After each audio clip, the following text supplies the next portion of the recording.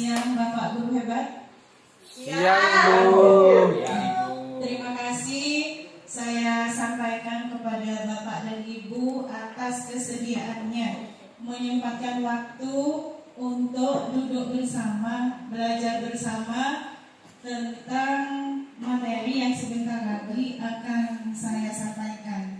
Sebetulnya materi ini adalah materi dari pendidikan guru penggerak, yang mana materi ini sangat-sangat bermanfaat sekali bagi murid kita jika betul-betul diterapkan di kelas kita. Saya mengundang Bapak Ibu di sini karena saya tidak ingin berubah sendiri, karena saya ingin kita berubah bersama-sama, mencetak murid yang betul-betul memiliki profil pelajar Pancasila. Kali ini diseminasi budaya positif. Judul dari modul yang akan saya sampaikan adalah budaya positif, bagaimana menciptakan rasa aman dan nyaman bagi murid di kelas dan nantinya akan berkembang di sekolah kita.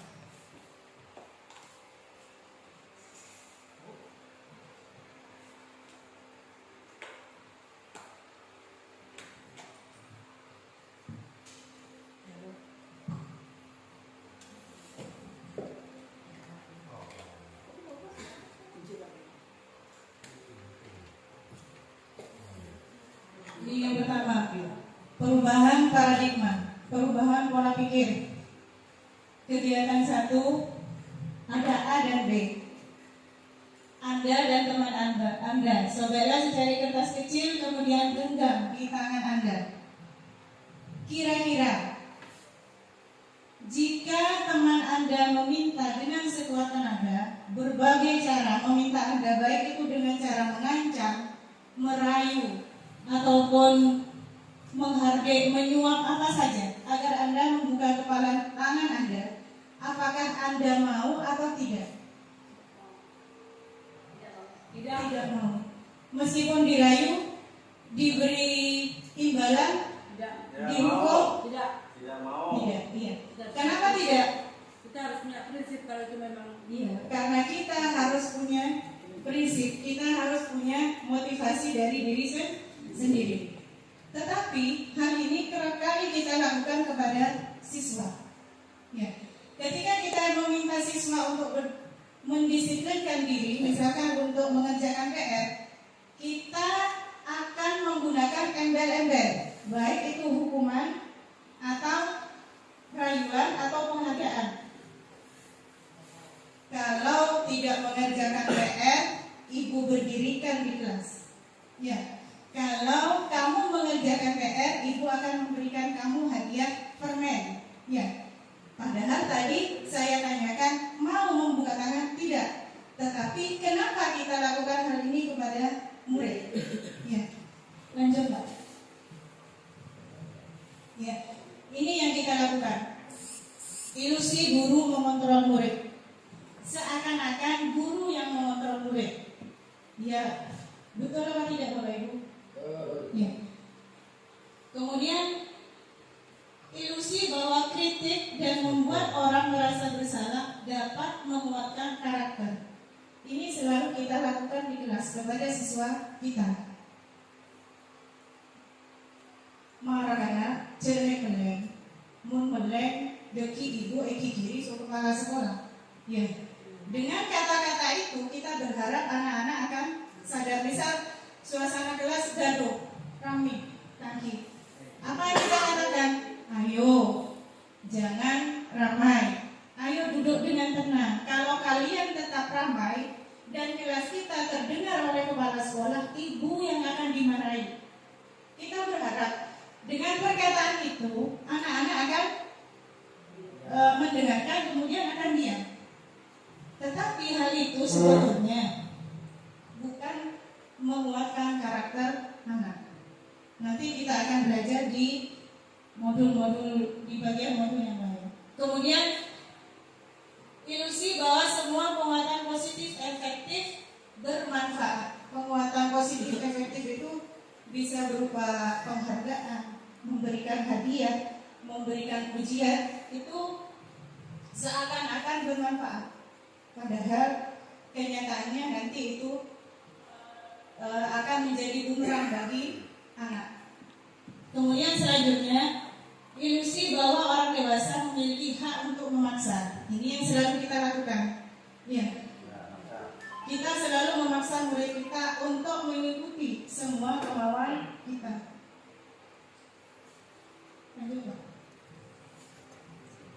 Ini perubahan paradigma stimulus respon teori kontrol. Yang stimulus respon ini yang kita lakukan sehari-hari sebelum belajar modul budaya positif ini.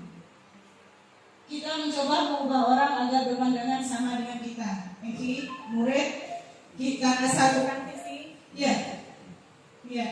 Tapi satu visi itu seakan-akan kita memaksa mereka untuk mengikuti apa kemauan kita. Kemudian perilaku buruk dilihat sebagai suatu kesalahan. Namun dalam teori yang baru, semua perilaku yang dilakukan siswa baik buruk atau baik itu memiliki tujuan yang harus kita teliti mengapa mereka melakukan hal itu. Kemudian yang ketiga, orang lain bisa mengontrol saya, tapi yang terbaru hanya saya yang bisa mengontrol diri saya pribadi. Ini bukan ke guru, tapi ke siswa. Saya bisa mengontrol orang lain, Anda tidak bisa mengontrol orang lain. Pemaksaan ada pada saat bujukan gagal. Kolaborasi dan konsensus menciptakan pilihan-pilihan baru. Model berpikir menang kalah, model berpikir menang-menang. Ini yang terbaru. Lanjut, Pak. Nah, ini disiplin. Kira-kira disiplin itu sepengetahuan kita apa ya Bapak Ibu? Patuh, aturan, sesuai waktu, tepat waktu, sesuatu yang dipaksakan, sesuatu yang harus ditaati. Itu makna disiplin yang selalu ada di benak kita. Tetapi kenyataannya disiplin itu artinya belajar. Belajar dari kesalahan, belajar dari apapun, itu adalah makna dari disiplin.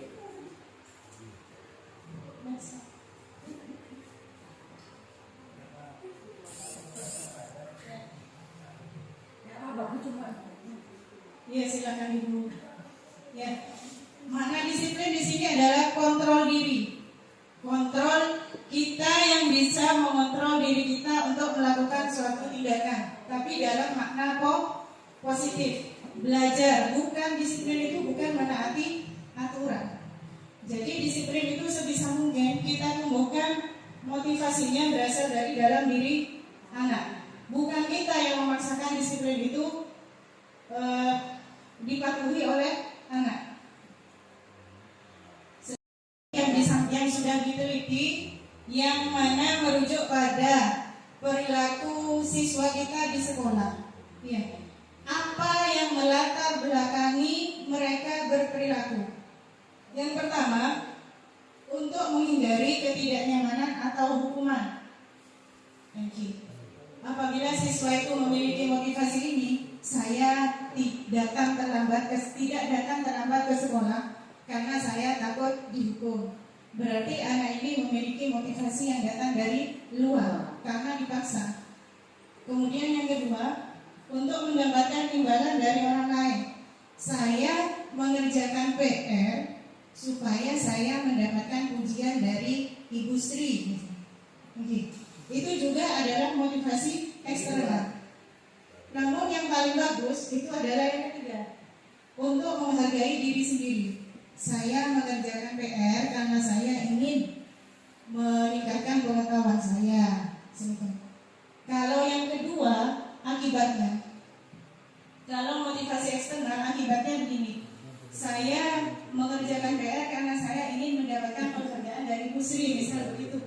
Misal di kelas itu ibu ini menerapkan sistem penghargaan bagi siswa yang patuh. Nantinya ketika anak ini diajar lagi oleh ibu yang selalu memberikan penghargaan ini, maka motivasi anak ini nanti akan menurun. Ya. Karena dia termotivasi seperti itu hanya ingin mendapatkan imbalan saja. Lanjut. Ini Bapak kita Ki Hajar Dewantara. Ki Hajar Dewantara ini adalah bapak pendidikan yang filosofinya sudah lama, tetapi baru dibuka kembali, baru digali kembali.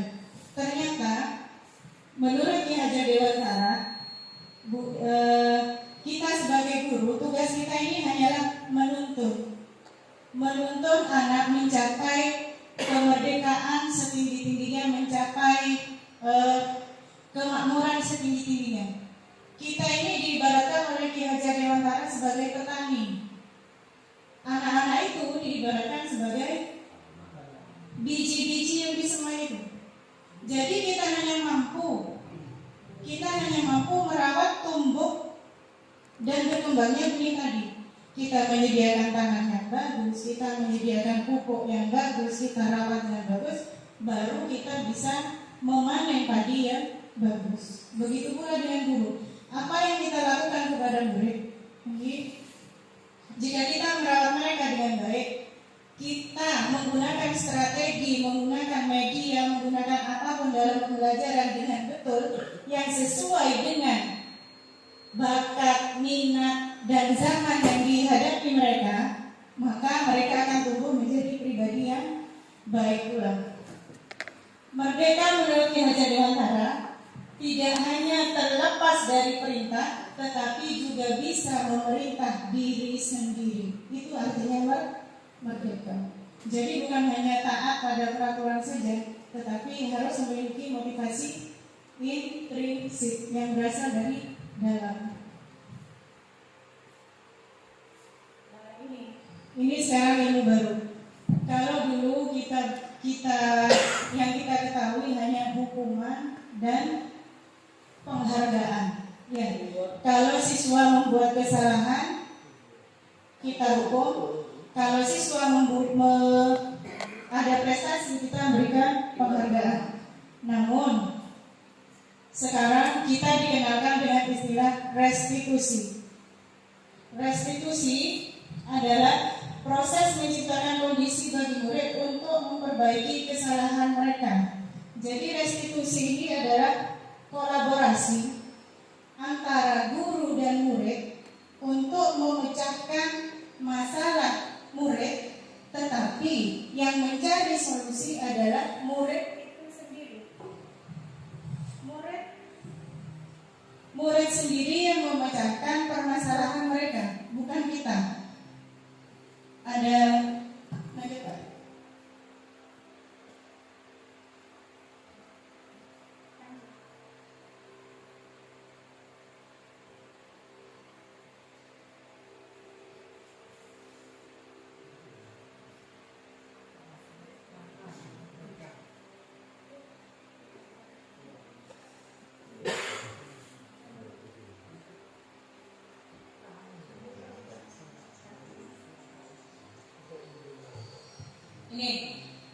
Ini adalah penambahan materi pada dihukum oleh penghargaan. Ketika kita sering memberikan penghargaan kepada anak, itu sebetulnya penghargaan itu seperti ini, memiliki pengaruh jangka pendek dan jangka panjang.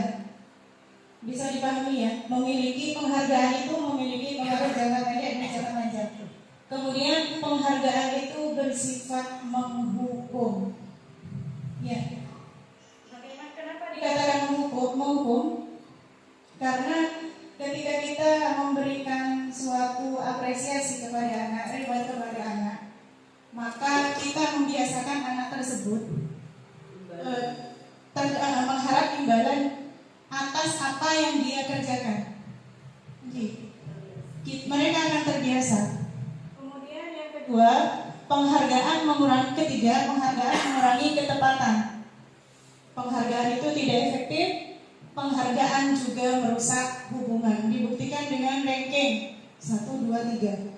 Ketika anak itu mendapatkan ranking 1, 2, 3, maka yang yang di bawahnya itu kadang beda sekat tremah, tapi nyaman warnanya situ, akhirnya so.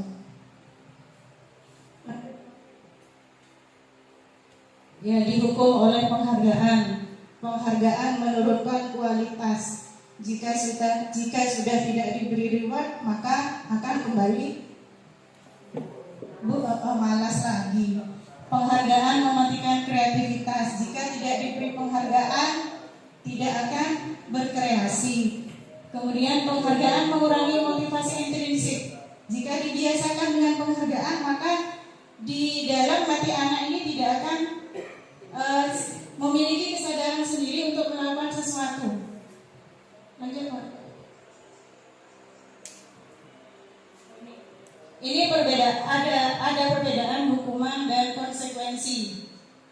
Mencatat 100 kali di dalam buku kalimat saya tidak akan terlambat lagi karena terlambat ke sekolah. Kalau saya pernah saya lakukan ini.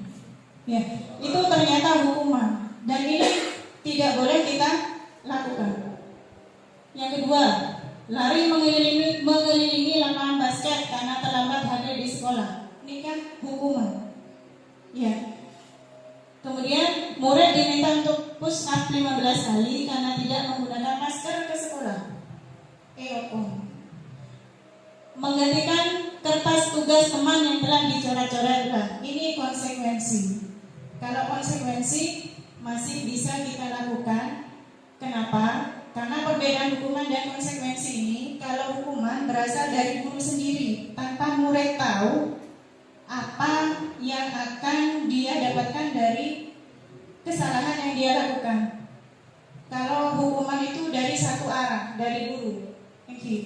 Ketika anak itu terlambat misalnya, ayo berdiri di halaman, berdiri di depan tiang bendera, bisa hukuman.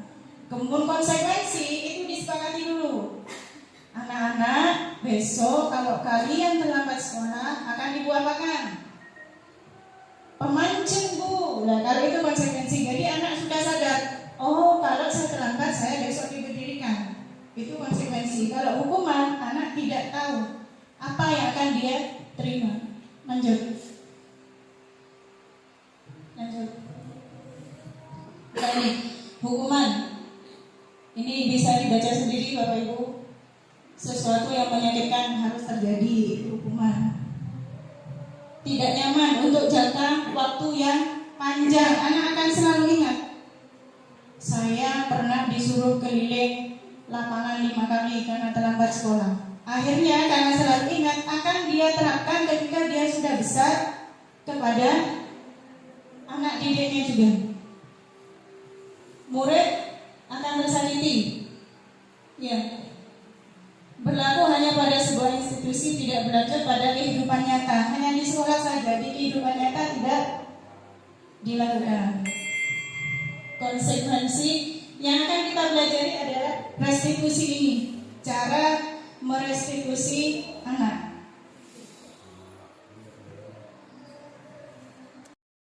Ada sedikit yang menjadi ganjalan dari pikiran saya dari penjelasan Ibu tadi. Masalah apresiasi atau penghargaan yang diberikan kepada murid. Selama ini seorang siswa pada umumnya senang untuk diberi apresiasi ya. Nah, yang saya tanyakan, kalau apresiasi itu berdampak negatif, bagaimana kita menangani anak antara anak yang telah melakukan tugas dengan benar dengan anak yang selama ini mungkin kurang semangat atau kurang bergairah dalam mengerjakan tugasnya. Apakah kita akan memperlakukan sama? Mungkin itu yang saya tanyakan. Terima kasih atas pertanyaannya Ibu. Ya, penghargaan. Tadi penghargaan bersifat menghukum. Penghargaan itu berdampak untuk jangka panjang. Tadi pertanyaan Ibu, jadi tidak ada bedanya antara anak yang berprestasi dan anak yang biasa-biasa saja. Nah, mulai saat ini kita harus merubah pola pikir itu. Jadi nanti ketika kelas kita sudah memiliki keyakinan kelas, maka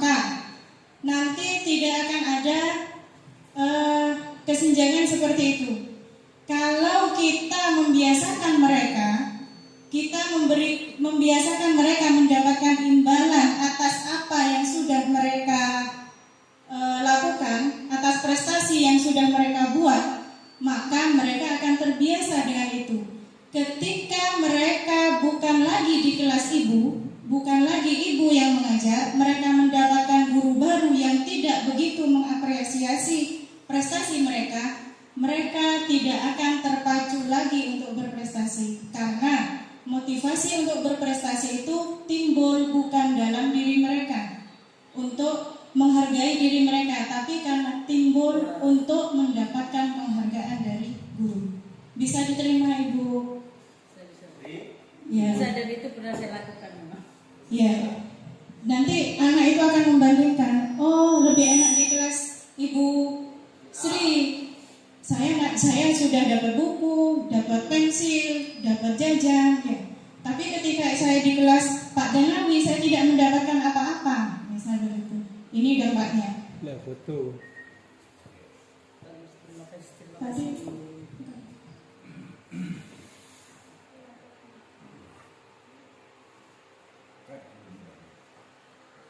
Posisi kontrol kita sebagai guru ini kita harus paham, ya. Ada 5 posisi kontrol kita sebagai guru terhadap anak. Yang pertama, kita ini adalah seorang penghukum. Kapan kita dikatakan seorang penghukum? Jika ini guru berbuat menghardik, menunjuk, menyakiti, menyindir, itu adalah kita sebagai penghukum. Kemudian kalau kamu tidak melakukannya, awas ya. Nah, itu adalah kita sebagai penghukum. Kemudian yang kedua, kita posisi kontrol pembuat orang merasa bersalah. Ini sering saya lakukan sendiri, sering berceramah dan mengatakan seharusnya nak kamu itu harus rajin belajar. Kalau kamu tidak belajar, kamu akan mengecewakan orang tua. Nisur saya aku ke Malaysia ujung. Nah, itu adalah pembuat merasa bersalah. Ini kemudian atau perkataannya begini, kamu seharusnya sudah tahu. Ibu lelah sekali mengatakannya, makun.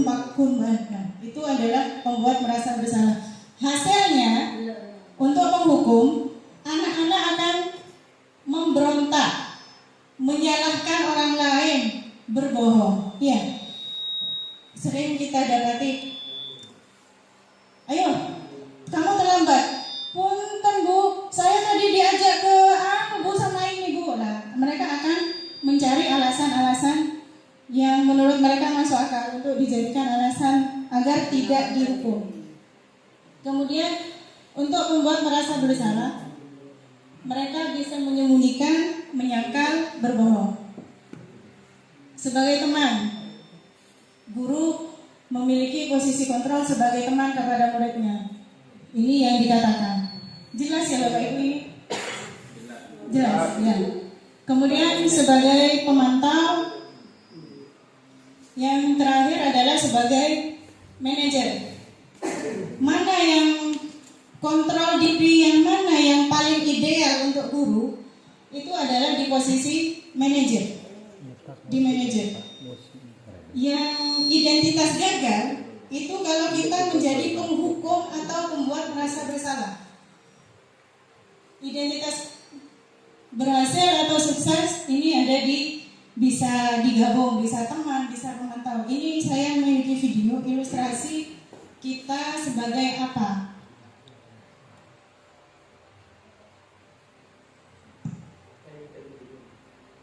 Mari gani. Sebagai penghukum.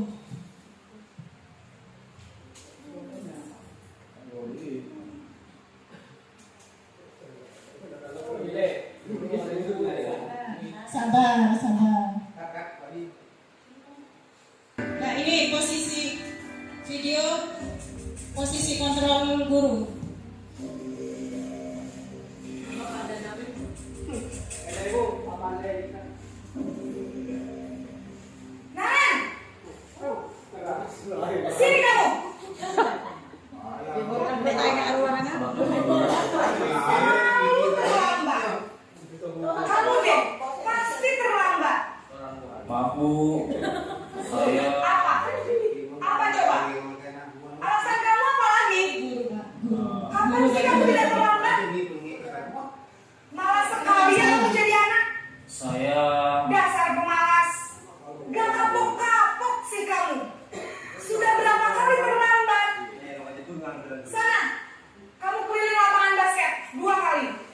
Kenapa saya harus keliling lapangan basket, Bu?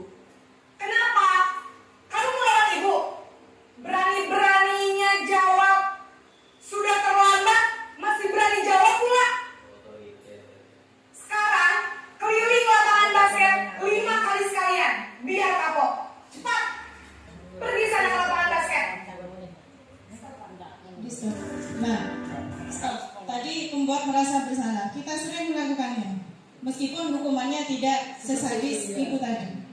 Ya. Tetapi yaitu hukuman itu hanya berasal dari guru tanpa murid tahu apa yang akan dia dapatkan dari kesalahan.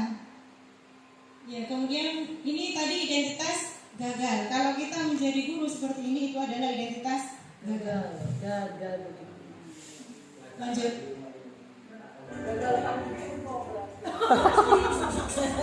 Mari kita berubah. Kita sama-sama belajar gagal. Biar berhasil masak sini dulu ya. Harus kesempatan. Iya, nanti kita belajar. Nah, Ada.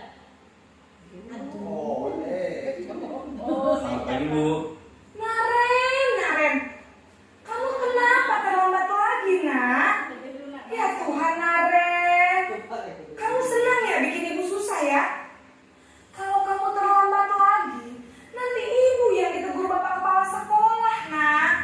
Disangka ibu tidak bisa membina kamu. Duh, gimana ini? Maaf, Bu. Duh, Gusti Naren. Kamu suka ya kalau ibu ditegur bapak kepala sekolah? Terus, sekarang ibu harus tulis apa ini di buku absen? Ini kamu sudah sering terlambat loh. Ibu harus apa coba? Maaf, Bu.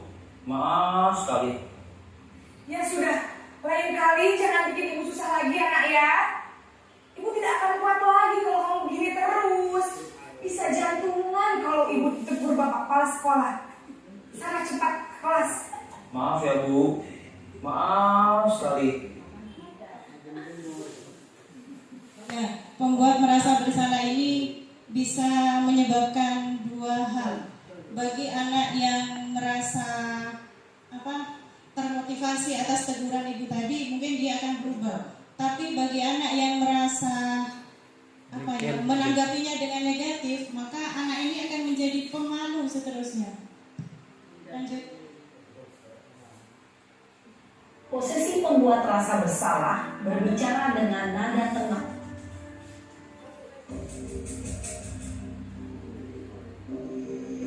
Ini posisi kontrol guru sebagai teman, caranya seperti ini. Naren!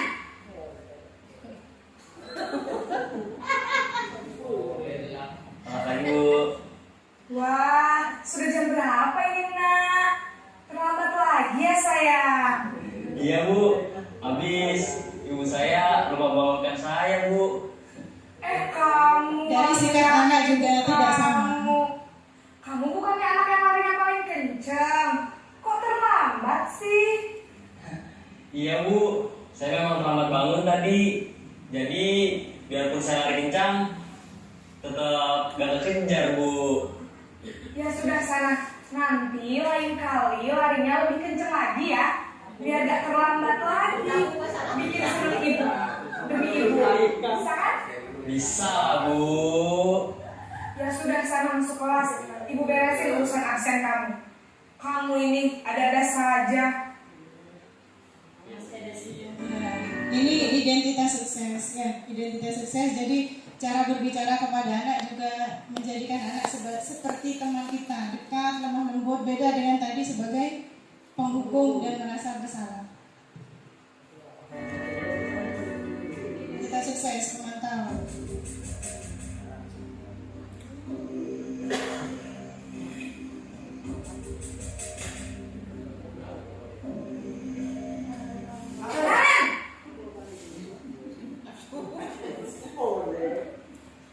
Selamat pagi, Bu. Naren, apa peraturan sekolah kita tentang jam berapa kita harus masuk sekolah, nak? Kita harus di sekolah jam 7, Bu. Iya betul, sekarang sudah jam 7.20. Naren sudah tahu konsekuensinya jika terlambat hadir. Paham, Bu.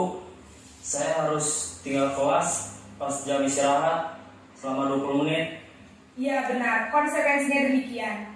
Jadi nanti jam 9.30 pas istirahat, kamu harus tinggal di kelas, kerjakan tugas tambahan untuk ketertinggalan kamu, ya. Baik Bu. Sebagai pemantau, di situ ada konsekuensi yang sudah disetujui oleh guru dan murid. Jadi di sini kalau pemantau Pak, guru itu memiliki catatan-catatan tentang anak tersebut. Manajer, ini yang paling bagus.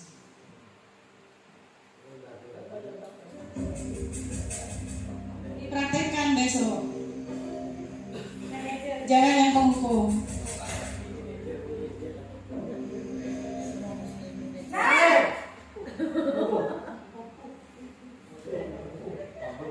Selamat pagi Bu. Selamat pagi Naren. Maaf Bu, saya terlambat. Iya, sekolah masuknya jam 7, sekarang sudah jam 7.20. Jadi sekarang bagaimana ini Naren? Maaf Bu, saya lupa setel alarm saya semalam. Baiklah, menurut kamu, keyakinan sekolah yang mana yang perlu kamu tingkatkan? Menghargai diri sendiri dan orang lain mungkin ya Bu. Setuju. Jadi, apakah Naren meyakini prinsip saling menghormati tersebut? Iya Bu, saya meyakininya. Apakah Naren bersedia memperbaiki masalah keterlambatan ini? Bersedia Bu. Bagaimana kamu akan perbaiki masalah keterlambatan ini? Saya akan coba untuk tidak lupa menyetel alarm saya Bu. Baik, kalau Naren lupa menyetel alarm di rumah, ada orang yang kira-kira bisa bantu mengingatkan tidak? Ada Bu, kakak saya, Kak Emma. Ada lagi selain Kak Emma? Selain Kak Emma, ada ibu saya. Baik, jadi yang mengingatkan Naren adalah Kak Emma dan ibu kamu ya? Kira-kira akan mulai start alarm kapan nih Naren? Setelah pulang sekolah, akan segera saya lakukan. Baik, jadi Naren akan setel alarm untuk bangun besok pagi dan akan diingatkan oleh kakak dan ibunda Naren ya. Ada lagi yang mungkin perlu dilakukan Naren agar tidak terlambat bangun lagi? Tidak ada Bu. Baik Naren, terima kasih untuk kerjasama kamu. Sekarang kamu perlu kembali ke kelas untuk belajar. Baik Bu, terima kasih. Kira-kira apa keistimewaan posisi manajer ini? Perbedaannya tadi menghargai orang lain. Ya, kalau di posisi pemantau itu motivasinya masih dari luar, masih eksternal, masih guru yang memberikan solusi untuk masalah Naren tadi. Tapi untuk di manajer, guru hanya memberikan stimulus, tapi Naren yang menentukan sendiri solusi apa, cara apa yang akan dia lakukan untuk mengatasi permasalahannya untuk tidak datang terlambat ke sekolah. Jadi muncul dari dalam diri sendiri. Setelah kita melihat posisi kontrol tadi, untuk mencapai posisi kontrol manajer, maka di dalam kelas kita harus memiliki keyakinan kelas yang kita susun bersama-sama dengan murid. Jika hanya kita yang menyusun, maka murid tidak akan mengikuti keyakinan kelas yang dibuat, tidak akan merasa bertanggung jawab untuk mengikutinya. Mengapa harus keyakinan kelas bukan peraturan? Ini. Apa yang harus kita lakukan untuk membuat keyakinan kelas? Di sini kita harus membuat peraturan kelas terlebih dahulu. Peraturan kelas itu kita minta kepada siswa yang mengusulkan, mereka ingin kelas, suasana kelas seperti apa? Mereka ingin menjadi diri seperti apa?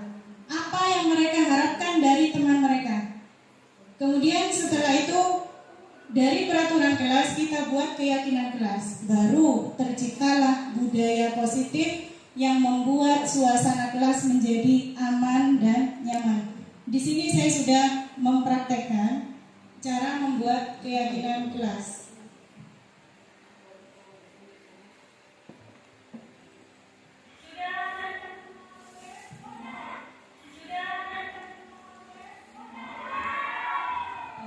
Di sini guru meminta siswa untuk menuliskan posisi apa, keadaan seperti apa yang mereka inginkan di kelas.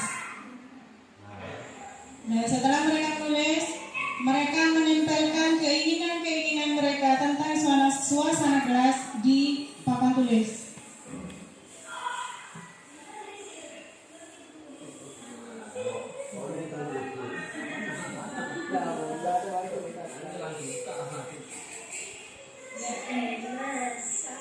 Tak saling cinta karena tadi harus ditempel dengan cara tidak berbondong-bondong datang ke depan. Kemudian apa yang dilakukan setelah mereka membuat?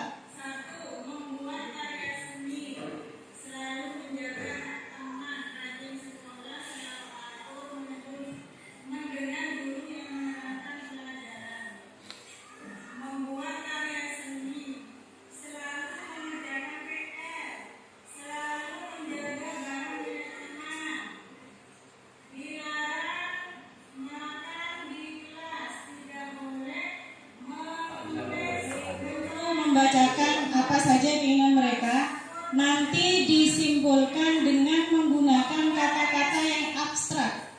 Kita tidak boleh lagi menggunakan kata-kata siswa harus, tidak boleh, itu tidak boleh.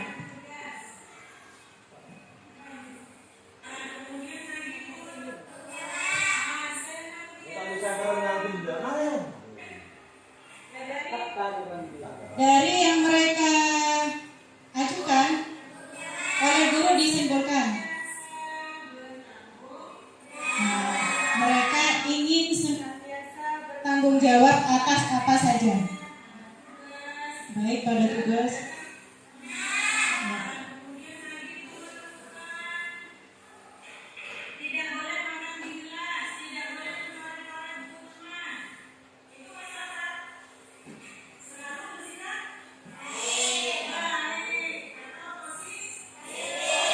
jadi keyakinan kelas dituliskannya seperti itu, Bu. Senantiasa bertanggung jawab, selalu bersikap positif, itu saja. Bukan seperti peraturan kelas seperti biasanya itu.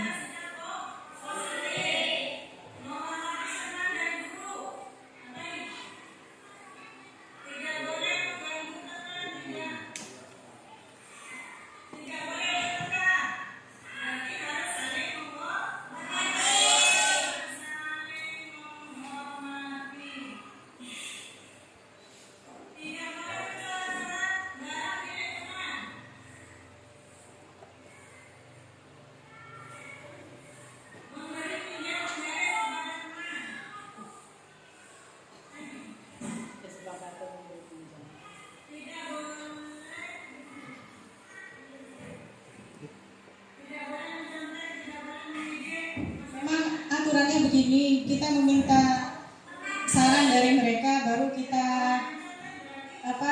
masukkan ke dalam membuat keyakinan kelas secara bersama-sama yang bahasanya memang abstrak.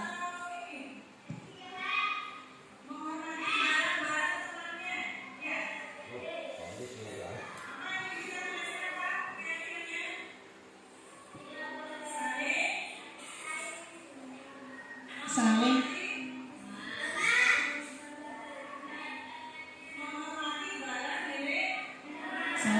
ya, dan keyakinan kelas ini juga tidak boleh terlalu banyak, maksimal 7 saja.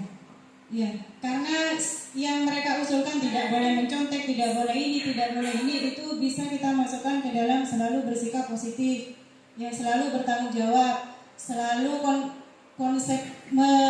senantiasa bertanggung jawab terhadap tugas dan lain-lain. Jika selesai, maka kita harus menuliskannya di kertas. Kemudian anak-anak ikut tanda tangan di bawahnya. Jadi mereka terlibat di dalam membuatnya dan otomatis mereka juga akan merasa bertanggung jawab terhadap keyakinan kelas yang mereka buat. Nantinya jika mereka melakukan kesalahan, kita akan mengingatkan mereka tentang keyakinan kelas yang sudah disepakati. Caranya ada di segitiga restitusi.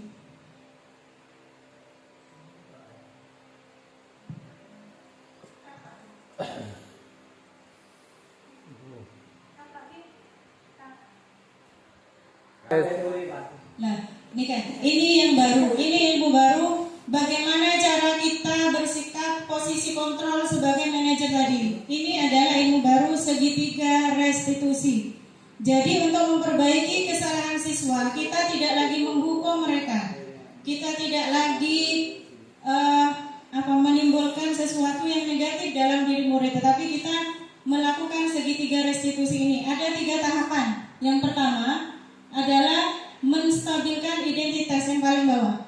Di menstabilkan identitas, kita mengatakan ini, setiap orang pasti pernah melakukan kesalahan. Kamu bukan satu-satunya yang melakukan kesalahan ini. Ya, kemudian setelah itu kita menuju ke validasi tindakan yang salah, validasi kebutuhan. Kamu tentu punya alasan mengapa kamu melakukan hal ini. Kemudian, adakah cara yang lebih efektif?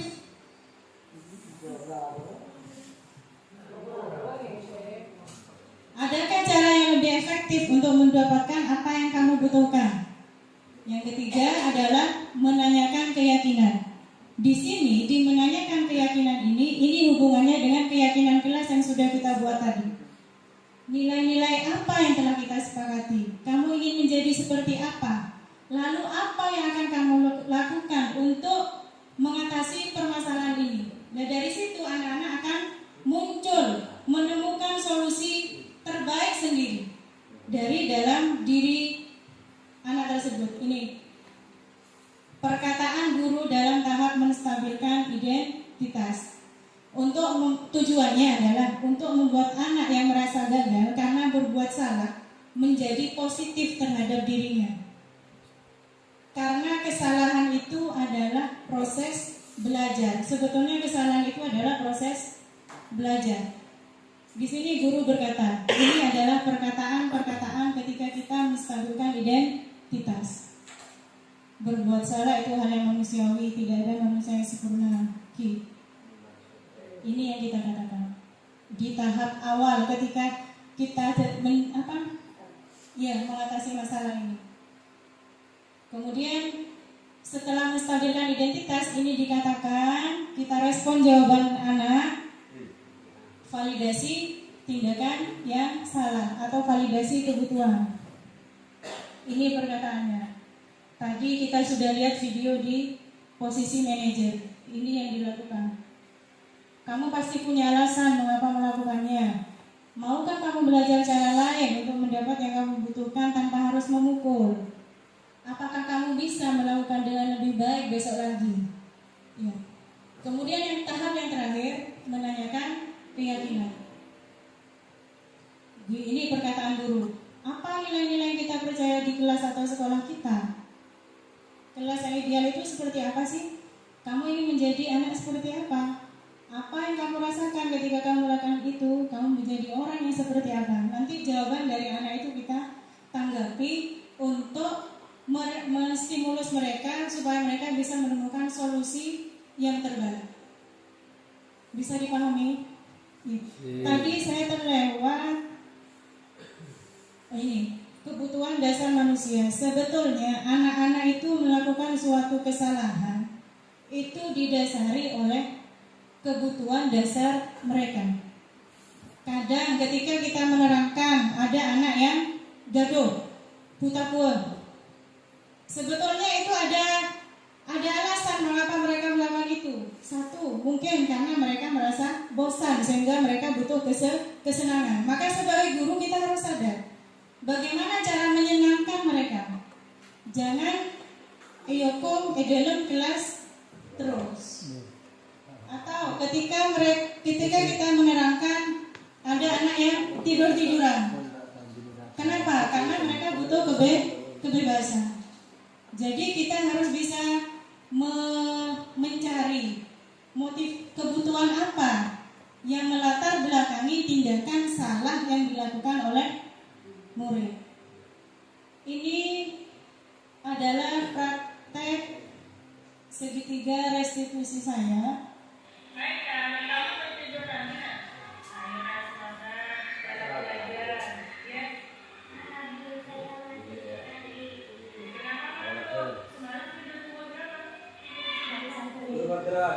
santri.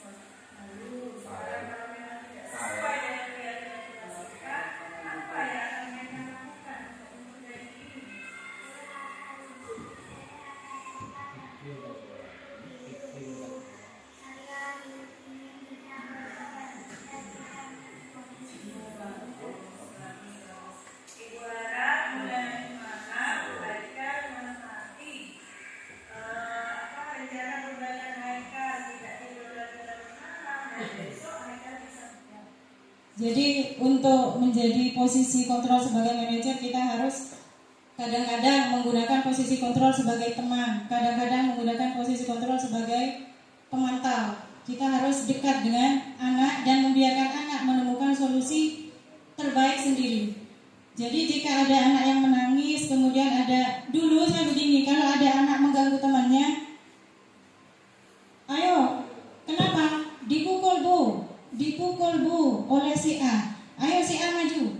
Ayo minta maaf. Saya yang menentukan saya yang menentukan proses perbaikannya. Tetapi sekarang setelah ada keyakinan kelas, saya ingatkan mereka, apa keyakinan kelas yang sudah kita sepakati?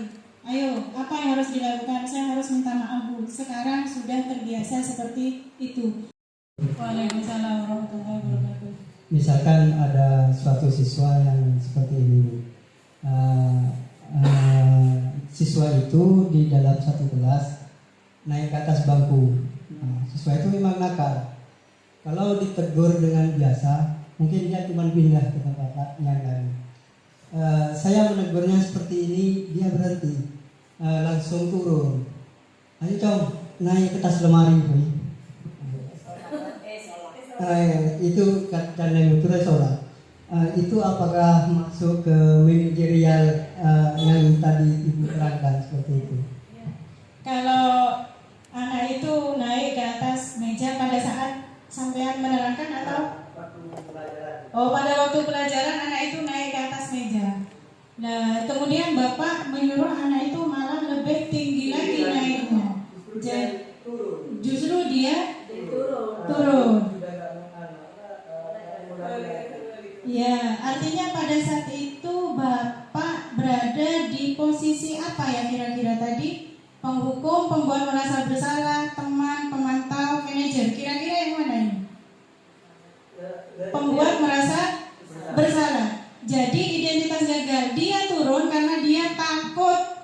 Karena dia merasa takut akan hukuman yang nanti akan Bapak berikan jika dia tidak turun.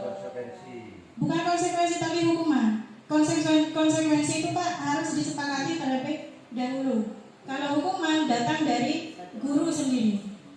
Kalau dikatakan apakah itu termasuk posisi saya sebagai manajer? Tidak. Kenapa? Karena di situ Bapak tidak menanyakan, tidak ada hubungan sama sekali dengan keyakinan kelas. Bapak tidak menanyakan motivasi dia. Kenapa dia naik di atas meja? Seharusnya Bapak berpikir, kenapa anak ini bertindak beda dengan temannya? Ada apa?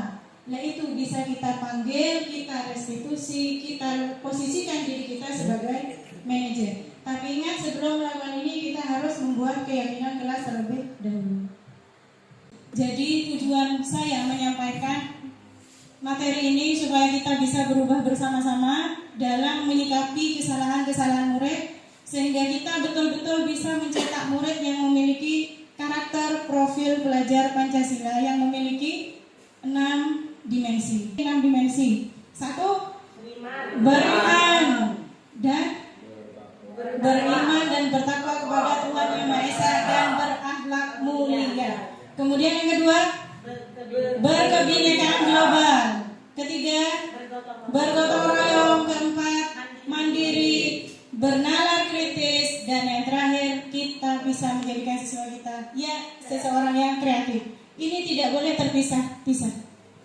Baiklah, sampai di sini diseminasi yang bisa saya sampaikan. Terima kasih atas kehadiran Bapak Ibu. Semoga kita semua bisa